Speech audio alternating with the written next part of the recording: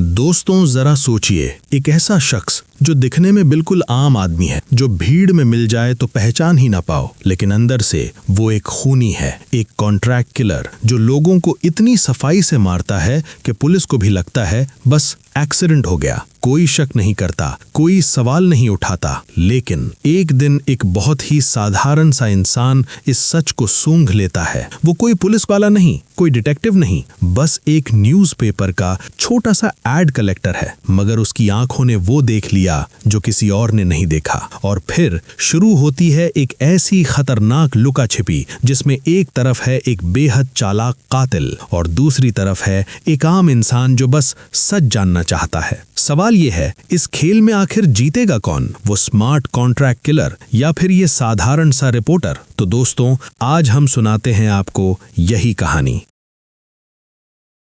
जय एक news reporter है। हालांकि रिपोर्टर कहना शायद सही नहीं होगा, असल में वो एक अखबार के लिए एड कलेक्ट करता है। उसके दिल में बरसों से एक ख्वाहिश पल रही है कि वो एक दिन क्राइम रिपोर्टर बने, लेकिन क्वालिफिकेशन की कमी की वजह से ये सपना अधूरा ही रह गया। तो फिलहाल वो यही काम कर रहा है, अखबार के लिए छोटे मोटे एड ढूंढ कर लाना। और इस काम के लिए उसने एक बड़ा ही अनोखा तरीका निकाला है। जब भी इलाके में किसी की मौत होती है, जय वहां पहुंच जाता है। अगर मरने वाला मुस्लिम है तो वो मुस्लिम का भेष बना लेता है, अगर हिंदू है तो हिंदू बन जाता है, और अगर क्रिश्चियन है तो क्रिश्चियन। वहां जाकर वो काफी देर तक मरने वाले के परिवार, रिश्तेदारों, दोस्तों की बातें सुनता है, घर में लगी तस्वीरें देखता है, मरने वाले शख्स के बारे में एक पूरी तस्वीर अपने दिमाग में बना लेता है। और फिर वो सबको बताता है कि वो मरने वाले का बहुत करीबी दोस्त था, लेकिन किसी ने उसे मौत की खबर दी ही नहीं। खुद पता चला शायद और भी ऐसे लोग होंगे जिन्हें अभी तक खबर नहीं मिली, और परिवार को तो उन सब की पहचान भी नहीं है। तो सबसे अच्छा यही होगा कि अखबार में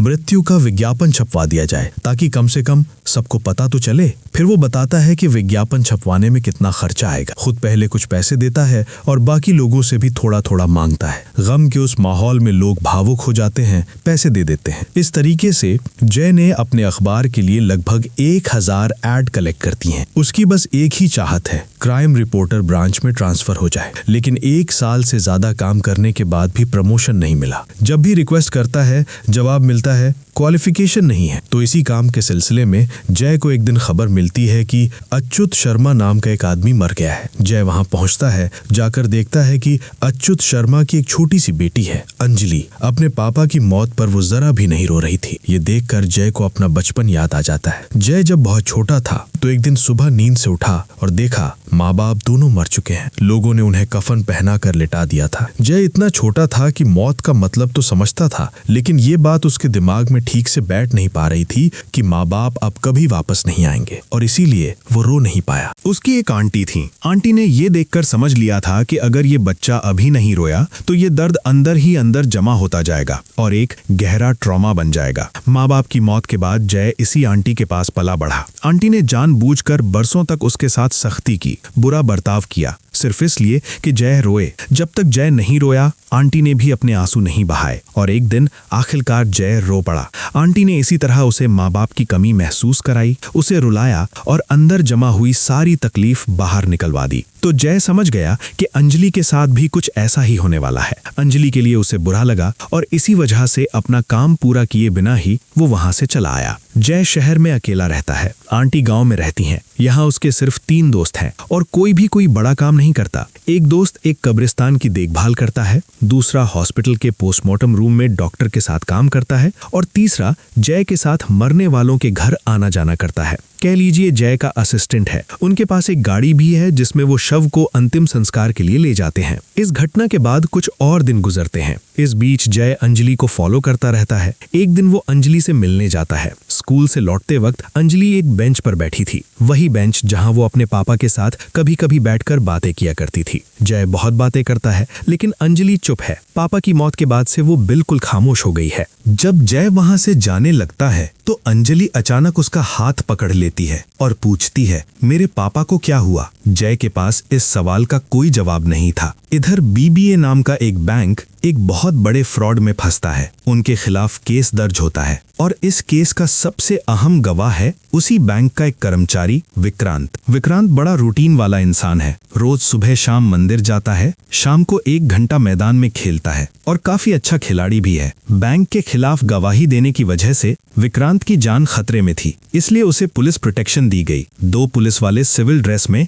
हमेशा उसके साथ रहते थे। सुनवाई से 1 दिन पहले शाम को विक्रांत अपनी आदत के मुताबिक मंदिर जाता है। दोनों पुलिस वाले थोड़ी दूर खड़े चाय पी रहे थे। मंदिर सड़क के बिल्कुल बगल में था। उस दिन बारिश हुई थी, इसलिए सड़क पर काफी पानी जमा हो गया था। मंदिर के ऊपर और आसपास सीरीज लाइट्स लगी हुई थी। विक्रांत पूजा करते करते पीछे हटते हुए उस पानी पर आ जाता है और तभी ऊपर से लाइटिंग का एक तार टूटकर पानी में गिर जाता है। विक्रांत करंट लगने से तुरंत मर जाता है। देखने में पूरी तरह एक्सीडेंट, लेकिन सुनवाई से ठीक 1 रात पहले। चूंकि ये एक हाई प्रोफाइल केस था, इसलिए जांच की जिम्मेदारी सीता को दी जाती है। सीता घटनास्थल पर आती है और जांच करती है। जब रिपोर्टर्स इंटरव्यू लेते हैं कि विक्रांत की मौत कैसे हुई, तो सीता का सीनियर ऑफिसर कह देता है ये एक्सीडेंट है बस। लेकिन सीता कहती है ये एक्सीडेंट हो भी सकता है और नहीं भी। जांच पूरी होने से पहले कुछ कहना ठीक नहीं होगा। सीता के इस बयान से केस अचानक एक नया मोड़ ले लेता है। सीता के सीनियर ऑफिसर को ये बात पसंद नहीं आती। वो सीता को जांच के लिए सिर्फ 7 दिन का वक्त देता है।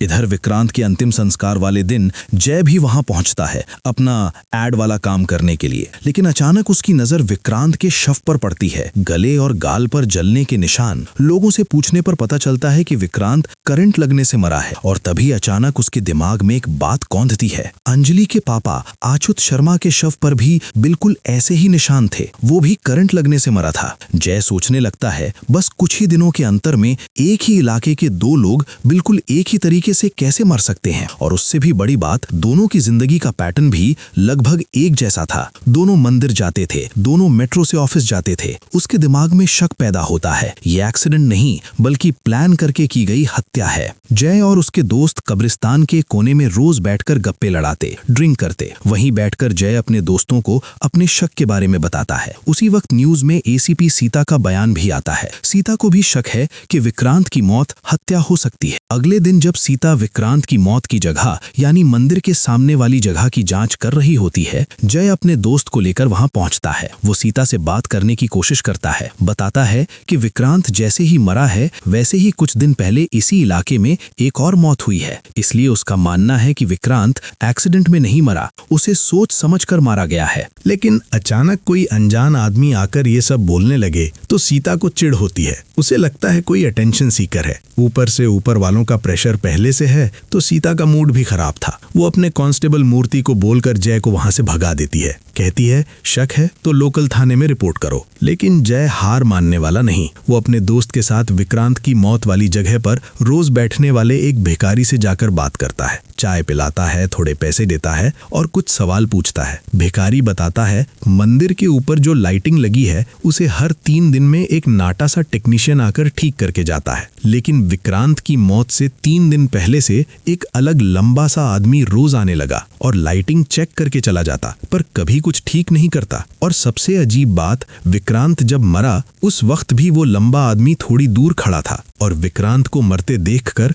उसके चेहरे पर मुस्कान आ गई। जय को और समझने की जरूरत नहीं, वही आदमी कातिल है। भिखारी से पूछता है कि वो आदमी दिखने में कैसा था। पता चलता है लंबा, गंजा सिर, मोटे फ्रेम का चश्मा और एक पैर में पोलियो की वजह से लंगड़ा कर चलता था। असल में विक्रांत को सच में मारा गया था। बीबीए बैंक के मालिक ने एक कॉन्ट्रैक्ट किलर के जरिए ये कत्ल करवाया था। जब सीता ने जांच शुरू की तो बैंक का मालिक डर गया, पकड़ा जाएगा, और इसीलिए उसने बशीर नाम के उस आदमी को कॉल किया जिसके जरिए उसने किलर को कॉन्ट्रैक्ट दिया था। बशीर एक साधारण सी दुकान चलाता है, लेकिन इसकी आड़ में उसका असली काम है साधु नाम के एक कॉन्ट्रैक्ट किलर के साथ डील करना, कत्ल की सुपारी कलेक्ट करना। बशीर बैंक के मालिक को तसल्ली देता है ऐसा किलर है जो कभी गलती नहीं करता, कोई दिक्कत नहीं होगी। तो एक तरफ जय और सीता जांच में लगे हैं और दूसरी तरफ साधु साधु नाम का कॉन्ट्रैक्ट किलर अपना काम करता जा रहा है और जय का बस एक ही मकसद है, अंजलि को बताना कि उसके पापा के साथ असल में क्या हुआ। इस बारे में और गहराई से जांच करने के लिए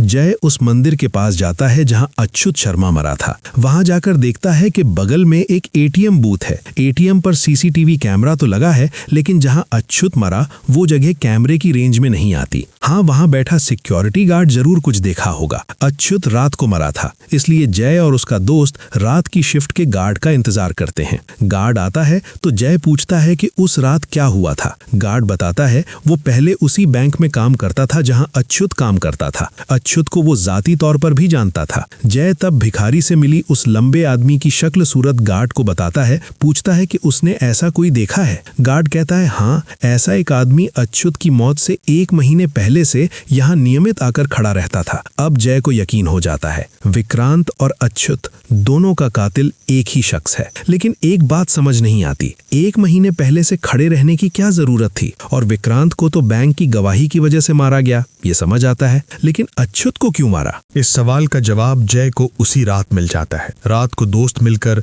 कब्रिस्तान में बैठे थे। जय के एक दोस्त ने एक आदमी को कब्र की तख्ती बनवाने दी। वो आदमी तख्ती लेकर आता है, लेकिन उसमें लिखाई में गलती है। जय का दोस्त उससे कहता है, बार बार करोगे तभी तो परफेक्ट होगा, कॉपी में पहले प्रैक्टिस कर लेते तो गलती नहीं होती। और तभी जय के दिमाग में बत्ती जलती है। अच्युत और विक्रांत की जिंदगी का पैटर्न तो लगभग एक जैसा था। कातिल ने शायद अच्युत को इतने दिनों तक फॉलो किया ये सोचने के लिए कि कैसे मारना है, और फिर कत्ल का तरीका पहले अच्युत पर आजमाया ताकि विक्रांत को मारते वक्त कोई गलती ना हो। अच्युत एक साधारण आदमी था, अगर वो करंट लगने से मर भी जाए तो कोई जांच नहीं करेगा। लेकिन विक्रांत एक हाई प्रोफाइल केस से जुड़ा था। उसे मारते वक्त अगर कोई गलती होती तो कातिल मुश्किल में पड़ जाता। इसीलिए पहले अच्युत को मारकर प्रैक्टिस कर ली। अगले दिन जय एक प्लान बनाता है। अपने दोस्त को बोलता है कि सुबह 10 बजे अच्युत के ससुराल पहुंचना। अच्युत असल में अपने घर में नहीं रहता था, बीवी के मरने के बाद बेटी को लेकर ससुराल में ही रहता था। अगर जय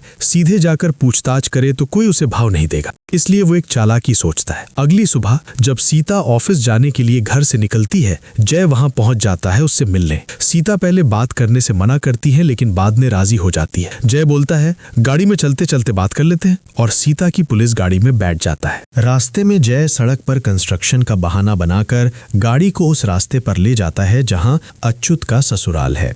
चलते चलते सीता को बताता है कि उसने और खोजबीन की है, ये पक्का कत्ल है। अगर सीता बीबीए बैंक की कॉल लिस्ट चेक करे तो शायद कोई कनेक्शन मिल जाए। तभी जय को पता चलता है कि सीता ने पहले ही कॉल लिस्ट चेक कर रखी है। अच्युत का ससुराल आते ही जय वहां उतर जाता है। पुलिस गाड़ी से उतरते देख लोगों को लगता है कि जय पुलिस वाला है। बाहर जय का दोस्त पहले से खड़ा होता है। दोनों मिलकर अंदर जाते हैं। अच्युत के साले से बात करते हैं। इलाके के एक और आदमी को बुलाकर पूछताछ करते हैं, जिसकी अच्युत से अच्छी जान पहचान थी। पूछताछ में पता चलता है अच्युत बड़ी सादा जिंदगी जीता था, सब ठीक ठाक चल रहा था, लेकिन मौत से करीब 1 महीने पहले से उसे लगने लगा था कि कोई उसे फॉलो कर रहा है। हालांकि उसने कभी किसी को देखा नहीं। इस 1 महीने में अच्युत के साथ 2 बार एक्सीडेंट हुआ। एक बार बारिश की रात लौटते वक्त खुले मैनहोल में गिरते गिरते बचा, ढक्कन हटा हुआ था, और दूसरी बार भीड़ में किसी ने उसे धक्का देकर मेट्रो रेल के सामने गिराने की कोशिश की। लोगों ने खींचकर बचा लिया। हालांकि ये एक्सीडेंट भी हो सकते थे। पूछताछ के बाद जय को अब कोई शक नहीं रहता, कातिल ने विक्रांत को मारने के लिए प्रैक्टिस के तौर पर अच्युत को मारा। 2 तरीकों से मारने की कोशिश फेल होने के बाद आखिरकार करंट लगाकर जब अच्युत को मार पाया, तभी विक्रांत पर भी वही तरीका अपनाया। इधर सीता का सीनियर ऑफिसर विक्रांत का केस बंद करवा देता है। रिपोर्टर्स के सामने बयान दिया जाता है कि विक्रांत की मौत एक्सीडेंट के अलावा कुछ नहीं। सीता को भी जांच में कोई ठोस सबूत नहीं मिला, तो वो भी मान लेती है शायद एक्सीडेंट ही था। अच्युत के ससुराल के सामने कुछ दूरी पर एक कई मंजिला इमारत थी। जय को शक होता है कि उसी इमारत से अच्युत पर नजर रखी जाती थी, तो वो उस इमारत के हर फ्लैट के दरवाजे पर जाकर दस्तक देता है। कातिल की शक्ल सूरत बताकर पूछता है, क्या आपने ऐसा किसी को देखा है? और हकीकत ये है कि उसी इमारत में रहता था कॉन्ट्रैक्ट किलर साधु। टीवी पर सीता का बयान और केस बंद होने की खबर देखकर उसने मान लिया था कि खतरा टल गया, लेकिन तभी जय आकर उसके फ्लैट का दरवाजा खटखटाता है। साधु दरवाजा खोलता है, लेकिन जय उसे पहचान नहीं पाता, क्योंकि साधु ने भेष बदलकर विक्रांत और अच्युत को मारा था। असल में वो बिल्कुल नॉर्मल सेहतमंद आदमी है। तो जब जय कातिल की शक्ल बताकर पूछता है, साधु तुरंत समझ जाता है ये आदमी उसी को ढूंढ रहा है। वो जय से कहता है, नहीं, ऐसा कोई नहीं देखा। साधु की एक आदत है, वो बोतल का पानी पीता है, पीने के बाद बोतल को मोड़ तोड़ कर जेब में रख लेता है, बाहर नहीं फेंकता, बाद में डस्टबिन में फेंकता है। कातिल को ना पाकर जय दूसरी मंजिलों के फ्लैट्स में पूछने जाता है। इधर साधु दरवाजा बंद करते ही बंदूक पर साइलेंसर लगाता है और दरवाजा खोलता है। जय को मारना है, लेकिन जय आसपास कहीं नजर नहीं आता। फिर वो बिल्डिंग के अंदर अंदर जय का पीछा करता है। जब वो भी कामयाब नहीं होता तो छत पर चढ़ जाता है। बिल्डिंग से बाहर निकलते ही गोली मारेगा, लेकिन जब जय बाहर निकलता है तभी बारिश शुरू हो जाती है। बारिश की वजह से लोग छाते लेकर निकले हुए हैं। जय उनके बीच मिलकर ऑटो में बैठ जाता है। अपने अनजाने में ही वो एक होते होते हमले से बच निकलता है। तब साधु बशीर को कॉल करता है। इलाके के टावर से जय के आने के वक्त जितने नंबरों से कॉल आई गई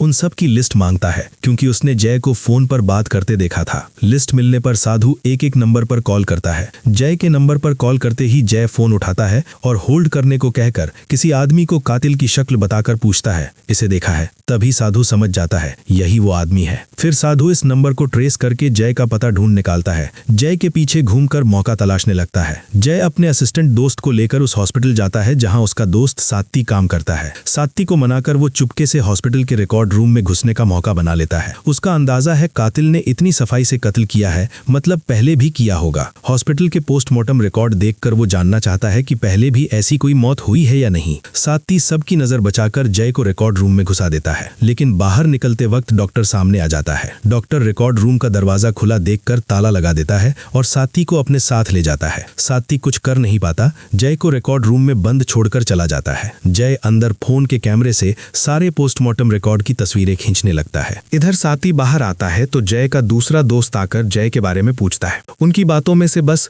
ताला लगा है इतना ही साधु सुन पाता है। इसके बाद साधु हॉस्पिटल के बंद कमरों के ताले एक एक करके तोड़कर अंदर देखने लगता है। जब साधु रिकॉर्ड रूम का ताला तोड़ रहा होता है, आवाज सुनकर जय समझता है कि हॉस्पिटल का कोई आदमी आ गया। जल्दबाजी में भागते हुए कुछ शेल्फ गिरा देता है, कमरे का शीशा तोड़कर बाहर निकल जाता है। एक बार फिर किस्मत से जय साधु के हाथों से बच निकलता है। जय खिंची हुई तस्वीरों की फोटोकॉपी करवाकर घर ले जाता है। उनमें कोई कनेक्शन ढूंढने की कोशिश करता है। काम खत्म करने के बाद सारी कॉपियां छत पर चिपका देता है ताकि बिस्तर पर लेटे लेटे नजर पड़ती रहे और मकसद याद रहे। रिकॉर्ड चेक करके जय को पता चलता है पहले भी इसी पैटर्न में कुछ मौतें हुई हैं। ये खबर सीता को बताने के लिए जय सीता के ऑफिस में कॉल करके पता करता है कि सीता कहाँ है। सीता उस वक्त एक रेस्टोरेंट में बैठकर शादी के लिए लड़का देख रही होती है। जय वहां पहुंचता है, साथ में डॉक्यूमेंट्स की फाइल भी लेकर जाता है। सीता बात करने को तैयार नहीं, कहती है बाद में ऑफिस आ जाना, लेकिन जय जिद करता है। सीता कांस्टेबल मूर्ति से कहकर जय को रेस्टोरेंट से निकलवाने की कोशिश करती है। जाते जाते जय फाइल सीता के सामने रख देता है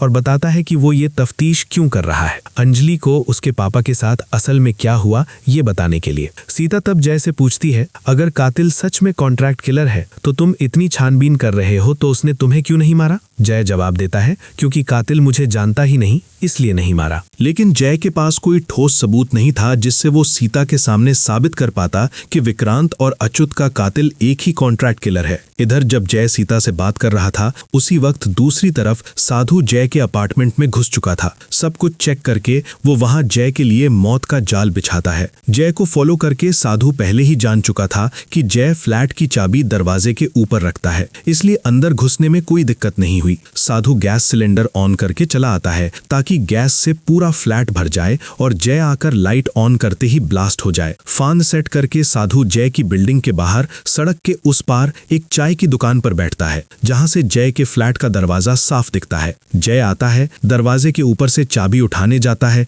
लेकिन देखता है कि चाबी की पोजीशन बदली हुई है। समझ जाता है कि किसी और ने चाबी छुई है। तुरंत चाबी हाथ में लेकर नीचे बैठ जाता है ताकि दीवार की आड़ से सड़क की तरफ से कोई उसे ना देख सके। फिर चाबी से खिड़की का शीशा थोड़ा तोड़ता है। नाक में गैस की बदबू लगते ही उसे और समझने की जरूरत नहीं रहती, कातिल ने उसे पहचान लिया है। जय को बिल्डिंग से बाहर आते देख साधु बंदूक तानता है, लेकिन जय समझ चुका था कि उस पर हमला हो सकता है, इसलिए वो इधर उधर देखते हुए लोगों के बीच बीच चलते हुए कातिल को ढूंढ रहा था। उसे जो शक्ल पता पता है, गंजा सिर, मोटा चश्मा, लंगड़ा पैर, वो वैसा कोई ढूंढ रहा था। हालांकि उसे ये पता ही नहीं कि कातिल असल में ऐसा दिखता ही नहीं। अपनी जान बचाने के लिए जय पब्लिक ट्रांसपोर्ट में नहीं चढ़ता, बल्कि जानबूझकर एक ट्रैफिक पुलिस वाले को थप्पड़ मार देता है ताकि उसे गिरफ्तार किया जाए और कम से कम पुलिस प्रोटेक्शन मिल जाए। ड्यूटी पर तैनात पुलिस वाले को थप्पड़ मारने पर जय को गिरफ्तार करके पुलिस वैन में जेल भेज दिया जाता है। जय यही चाहता था। दूर से साधु भी ये सब देखता है। जेल में भी जय रुकता नहीं।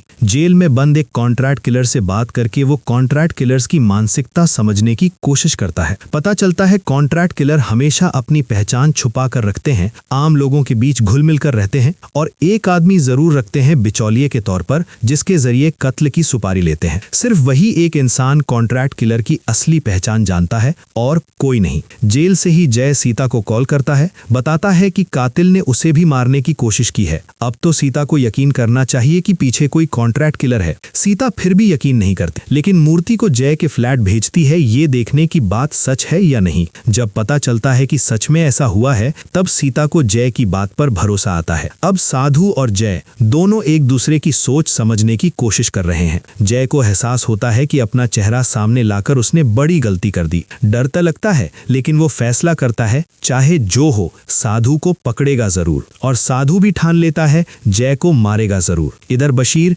साधु के लिए एक नया कॉन्ट्रैक्ट लेकर एक आदमी के हाथ भेज देता है। ठीक उसी वक्त साधु बशीर के ऑफिस में आता है। पहले सारे दरवाजे खिड़कियां बंद करता है, फिर खुद गैस रोधी मास्क पहनकर कमरे में जहरीली गैस छोड़ देता है। साधु बशीर को इसलिए मारता है क्योंकि बशीर ही एकमात्र इंसान है जो उसकी असली पहचान जानता है, और साधु अपनी जान का कोई रिस्क लेने को तैयार नहीं। मरने से पहले बशीर साधु की नजर बचाकर कुर्सी के नीचे एक पते का कागज चिपका देता है। वो पता जहां शाम को साधु को अपने नए टारगेट की पहचान लेने जाना था। जेल से छूटते ही जय सीता को एक बार फिर BBA बैंक की कॉल लिस्ट चेक करने को कहता है। वहां से बशीर का नंबर मिलता है, लेकिन जब पहुंचते हैं तो पता चलता है कि उसी दिन बशीर मारा गया। ढूंढते ढूंढते जय को बशीर की कुर्सी के नीचे वो पता मिल जाता है। वो सीता को बताता है शाम को कातिल जरूर इस पते पर आएगा। वो पता एक बाजार का था। सीता सिविल ड्रेस में पुलिस फोर्स लेकर बाजार में दाखिल होती है, सबको फैलाकर तैनात करती है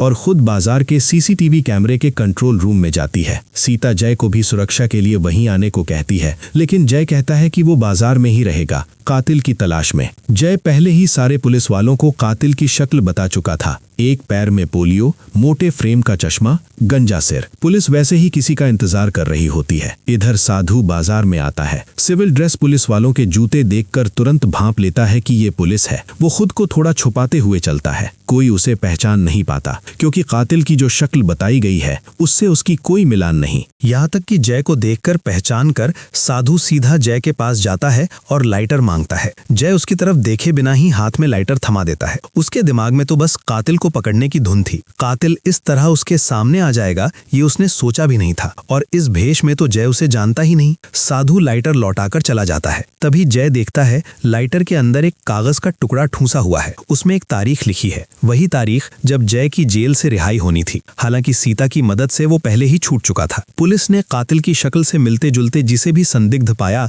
उसे पकड़ा, लेकिन कोई भी कातिल नहीं निकला। बाद में बाजार के सारे CCTV फुटेज चेक करने पर भी कातिल नजर नहीं आया। सीता फिर से जय पर गुस्सा होती है, भरोसा खो देती है। जय बताने की कोशिश करता है कि कातिल ने उसे एक नोट दिया है, लेकिन सीता कान ही नहीं देती। गुस्से में वहां से चली जाती है। जय के पास अब कुछ करने को नहीं बचा था। इस घटना के बाद जय अपना हौसला खो देता है। आंटी को कॉल करता है। आंटी कहती हैं डरना मत, पीछे मत हटना, काम जारी रखो। जय तब नए सिरे से सोचने लगता है, जिस कैमरे में खुद को ठीक से देखा नहीं गया उसमें कातिल कैसे दिखेगा। जय दोस्त के साथ उसी बाजार जाकर दोबारा फुटेज चेक करता है। गौर से देखने पर पता चलता है एक आदमी हर CCTV कैमरे को किसी न किसी की आड़ से पार करने की कोशिश करता दिख रहा है। जय का शक इसी आदमी पर जाता है और गौर करता है एक कैमरे से दूसरे कैमरे तक जितना वक्त लगना चाहिए बीच में उससे मुझे थोड़ा ज्यादा वक्त लगा है। उस बीच की जगह पर जाकर देखता है वहां एक लेटर बॉक्स रखा है। जय समझ जाता है कातिल ने अपना नया कॉन्ट्रैक्ट उठा लिया है,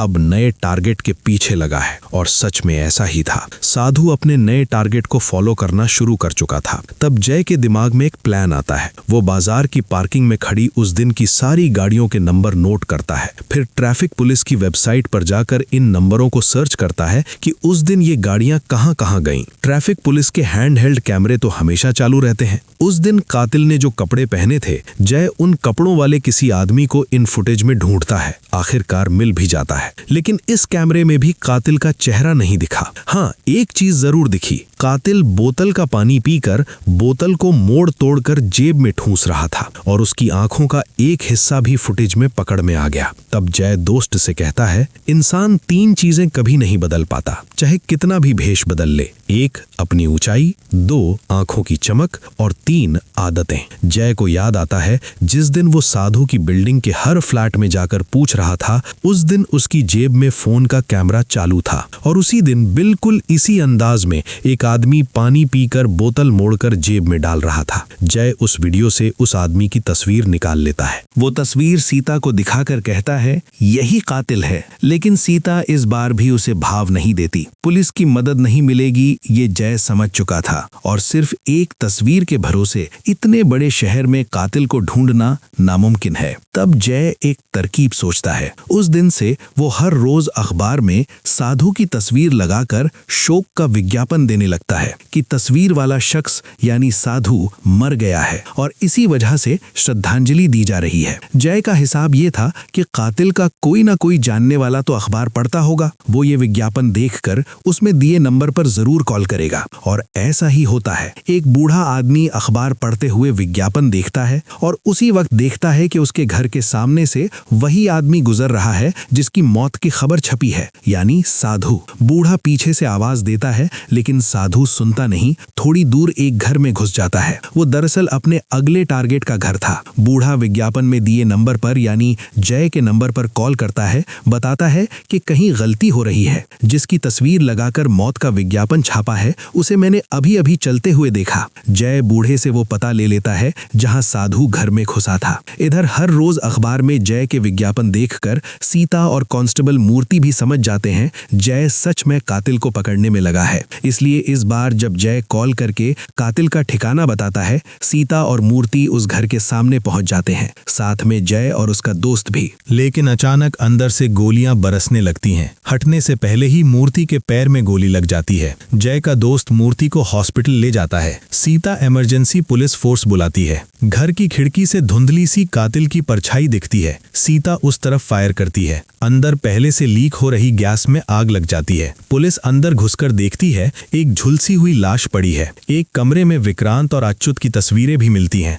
बगल में टारगेट लिखा हुआ। कातिल मर गया ऐसा मानकर पुलिस केस बंद कर देती है, लेकिन असल में साधु भाग गया था। अंदर जो लाश मिली वो उसके शिकार की थी। पुलिस ने केस बंद कर दिया, लेकिन जय समझ गया साधु अभी जिंदा है। इतना चालाक कातिल इतनी आसानी से मरने वाला नहीं, और अगर गोली सामने से चली होती तो मूर्ति के सीने में लगती, पैर में नहीं। मतलब साधु किसी और जगह से गोली चला रहा था। वो भाग गया और साधु ने लाइटर में जो तारीख दी थी 2 अक्टूबर, उसी दिन साधु जय को मारने आएगा। उस तारीख को पूरी तैयारी करके जय कब्रिस्तान में बैठकर साधु का इंतजार करता है। उसका प्लान है साधु को मार डालना, क्योंकि पुलिस की नजर में साधु पहले ही मर चुका है। अगर जय सजा नहीं देगा तो कोई नहीं देगा। जय का वो दोस्त जो कब्रिस्तान में काम करता है, उसने पहले ही कब्रिस्तान खाली करवा दिया था। थोड़ी ही देर में साधु आ पहुंचता है। जय उससे कहता है, मुझे पता था तू आएगा। दोनों उस वक्त खूनी एक दूसरे को मारना चाहते हैं। मारपीट शुरू होने से पहले जय साधु को बताता है कि उसने कैसे उसे ढूंढ निकाला। साधु पिस्तौल से गोली चलाना चाहता है और जय के हाथ में एक फावड़ा है, उसी से वो वार करता है। दोनों के बीच लुका छिपी,